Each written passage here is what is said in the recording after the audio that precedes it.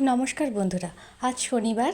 আজ শনিবারের দুপুরে লাঞ্চের থালায় কী দিয়েছি, কিভাবে সাজিয়েছি সেটাই নিয়ে চলে এসেছি। প্রথমেই দিয়ে দিয়েছি প্রতিদিনকার মতন গরম গরম সাদা ভাত, শসা, কাঁচা পেঁয়াজ আর গন্ধরাজ লেবু। আর দিয়েছি, এটা একটা নতুন জিনিসই, উচ্ছের চিপস। হাজব্যান্ড নিয়ে এসছে, জানি না এটা কীরকম খেতে, খুব একটা খারাপ মনে হচ্ছে না।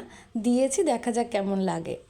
আর দিয়েছি কচুরলতি। কচুরলতিটা আমি পেঁয়াজ দিয়ে বানাইনি, রসুন আর কাঁচা লঙ্কা বেটে কালো জিরা ফোড়নে দিয়ে বানিয়েছি। এইভাবে কচুরলতিটা বানালে খেতে ভারী ভালো লাগে।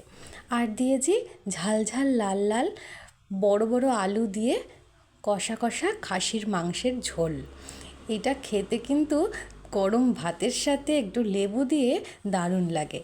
আজকে আমার লাঞ্চ থালিটা কেমন লাগলো অবশ্যই জানাবেন।